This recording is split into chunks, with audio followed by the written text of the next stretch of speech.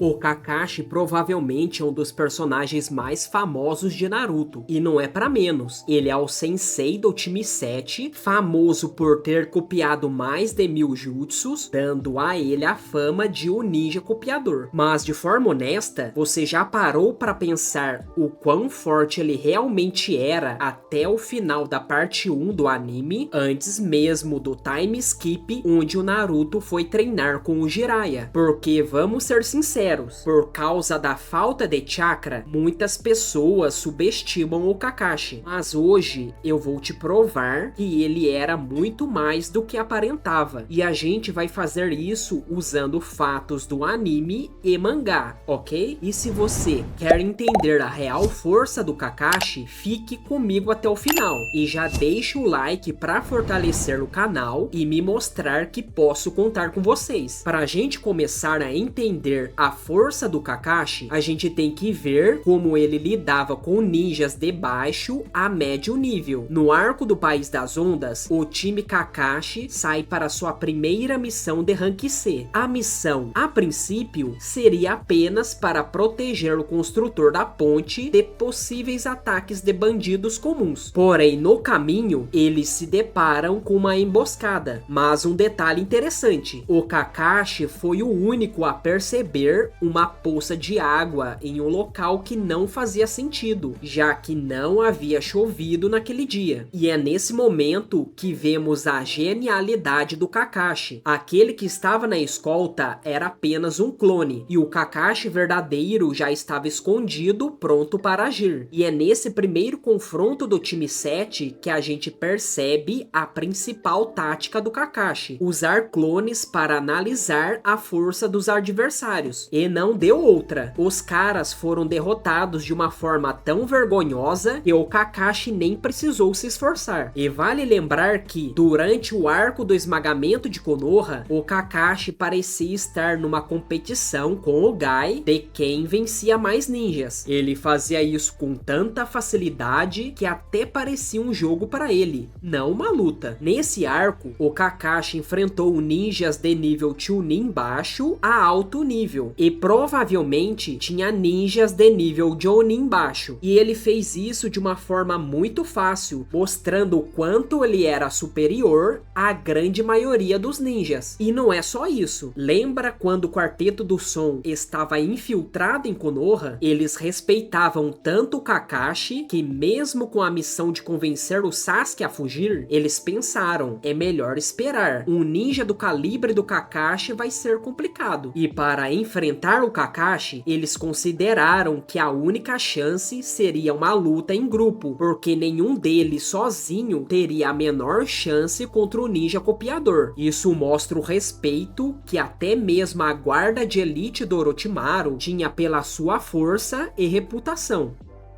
A primeira vez que vimos a real força do Kakashi foi na luta contra o Zabuza. Ele era um ninja renegado de nível S, e a fama de ninja copiador do Kakashi foi revelada ali. Para a surpresa de todos, o Zabuza usou um clone de água para atacar, mas o Kakashi reagiu com uma velocidade impressionante. O que o Zabuza não esperava é que o Kakashi já tinha usado seu Sharingan para copiar a técnica, e com um clone de água próprio, ele se livrou do primeiro ataque. Mas o que o Kakashi não contava era com o Zabuza verdadeiro, que tinha se escondido na névoa e o prendeu com o jutsu de prisão de água. Se não fosse pelo plano do Naruto em conjunto com o Sasuke, o Kakashi estaria em sérios apuros naquele momento. E é aí que tudo muda. Assim que o Kakashi se liberta, é o Zabuza que começa a ficar em apuros. Usando o Sharingan, o Kakashi copia o jutsu dragão de água do Zabuza e depois reage com uma velocidade em selos de mão para continuar copiando seus jutsus. E ele até aplica um genjutsu para distrair o Zabuza e completa o jutsu da vórtice gigante antes mesmo que o ninja renegado pudesse terminá-lo. Isso pega o Zabuza completamente de surpresa e finaliza a primeira luta entre eles,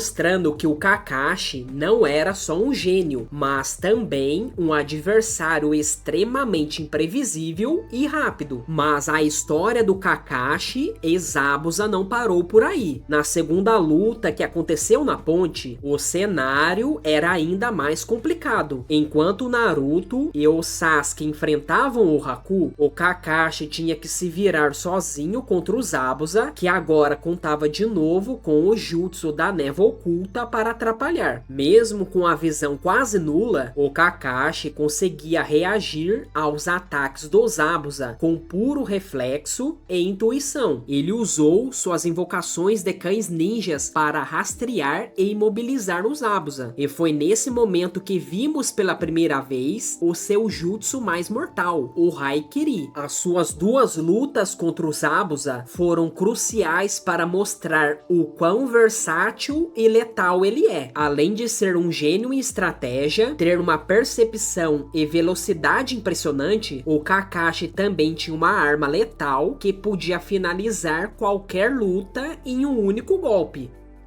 Mas a prova definitiva da força do Kakashi viria em dois momentos cruciais. O primeiro, um encontro no hospital de Konoha. Muita gente acha que o Kabuto tinha o mesmo nível do Kakashi, e essa dúvida surgiu por causa da fala do Jiraiya. Porém, antes de invadir o hospital, o próprio Orochimaru diz ao Kabuto que ele não era forte o suficiente para vencer o Kakashi. Então fica a pergunta, em quem devemos acreditar? No Jiraiya, que conhecia as habilidades do Kabuto como espião, ou no Orochimaru, que estava com o Kabuto todos os dias e sabia o quão forte o Kakashi era? Na minha opinião, o Orochimaru sabia do que estava falando. E um detalhe muito importante é que o Kabuto enganou o Kakashi, reanimando os corpos de alguns Zambus. Depois disso, o Kakashi percebeu a genialidade do Kabuto e faz um comentário sobre ele ser bom e que se ele não treinasse poderia ficar para trás. E isso não é só uma fala. Logo depois de uma reunião com o terceiro Hokage para avisar sobre a morte do Hayate, vemos o Kakashi logo em seguida treinando. Ele está escalando uma montanha com uma mão amarrada nas costas e ele até ativa o primeiro portão dos 8 portões internos, o que mostra que o Kakashi estava voltando a treinar pesado para melhorar suas habilidades antes mesmo do arco do esmagamento de Konoha. E uma prova disso é que no databook vemos que seus pontos em taijutsu, inteligência e agilidade aumentaram, provando que ele ficou mais forte ainda na parte 1. E a prova definitiva da sua força e inteligência viria em um confronto de peso. A chegada do Itachi e do Kisame em Konoha, dois ninjas de nível S da Katsuki, era a ameaça mais perigosa que a vila enfrentou na parte 1. O Kakashi provavelmente sabia que não conseguiria vencer os dois, mas ele não fugiu. Ele se colocou na linha de frente para proteger a vila, Kurenai e Asuma, usando a sua experiência e inteligência para ganhar tempo. Ele começou usando a sua tática favorita, os clones. O Kakashi, que copia o jutsu de água do Kisame e que aparece atrás do Itachi, são clones. O verdadeiro estava escondido, analisando os oponentes. E mesmo sendo apenas um clone, o Kakashi reagiu com uma velocidade impressionante a um jutsu de água do Itachi, algo que a maioria dos Jonins comuns não conseguiria. A luta em si foi curta, já que o Sharingan do Kakashi não era páreo para o Mangekyo Sharingan do Itachi, e foi por essa razão que ele foi pego pelo genjutsu mais poderoso do Itachi. Mesmo sendo derrotado, o Kakashi foi o único que conseguiu sobreviver a esse genjutsu, e isso já diz muito sobre a sua força e resistência mental. O Itachi até mesmo alertou o Kisame de que lutar contra o Kakashi não seria fácil, pois não terminaria sem custos e que ele não deveria subestimar um ninja daquele nível. No entanto, essa luta também provou que ele, além de rápido tem uma percepção tão aguçada que até mesmo seus clones conseguem reagir a ataques de um ninja do calibre do Itachi. Ele é um ninja completo e não depende apenas da força bruta, mas também da sua mente estratégica. E por último, um dos maiores feitos do Kakashi pra mim, e que pouca gente lembra, aconteceu no arco de resgate do Sasuke. Os Genins levaram um tempo para alcançar o Quarteto do Som, e já o Naruto, mais tempo ainda para chegar no Vale do Fim, e não é pra menos. Eles tiveram que enfrentar a barreira do Jirobo, as teias do Kidomaru, uma breve luta em grupo contra o Sakon e Tayuya, e por fim, a luta contra o Kimimaro. Não temos como saber quanto tempo Naruto levou para chegar no Vale do Fim, mas ele e os outros Genins saíram de Konoha no capítulo 183. O Naruto chega no Vale do Fim no capítulo 218. E só alguns capítulos para frente que vemos uma demonstração de velocidade do Kakashi. Vemos ele partindo do portão de Konoha no capítulo 228. E logo no painel abaixo, vemos o Naruto começando a usar o chakra da Kyuubi. Aí vocês me perguntam, e o que acontece depois? No capítulo 233, assim que o Rasengan e o Chidori se chocam no Vale do Fim, o Kakashi sente a explosão de chakra e chega lá momentos depois, quando o Naruto já estava desmaiado. Vamos fazer uma suposição rápida. O Naruto demorou 35 capítulos do mangá para chegar no Vale do Fim. Ele foi atrasado em mais ou menos 3 capítulos do momento que ficaram de frente com o quarteto até conseguirem sair da barreira do Jirobo. Depois perderam mais tempo de 1 capítulo e meio do momento que alcançaram os 3 até o momento em que o Neji dá cobertura para o resto do time poder prosseguir com a missão. Em mais ou menos 1 capítulo, aplicando aquele plano para enganar o Sakon e a Tayuya para recuperar o Sasuke. E metade de 1 capítulo para o Shikamaru distrair a Tayuya para o Naruto conseguir prosseguir. O momento que o Naruto mais perdeu tempo foi quando ele alcançou o Kimimaro, se passando 7 capítulos completos até o Rock Lee aparecer. Eu aqui fazendo as contas, o Naruto levou mais ou menos 22 capítulos percorrendo sem interrupção até o Vale do Fim. Agora, olhando para o momento em que o Kakashi saiu da vila até ele chegar no Vale do Fim, foram 5 capítulos do mangá. Eu preciso dizer mais alguma coisa? Em resumo, foi 4,4 vezes mais rápido que o Naruto no deslocamento até o Vale do Fim.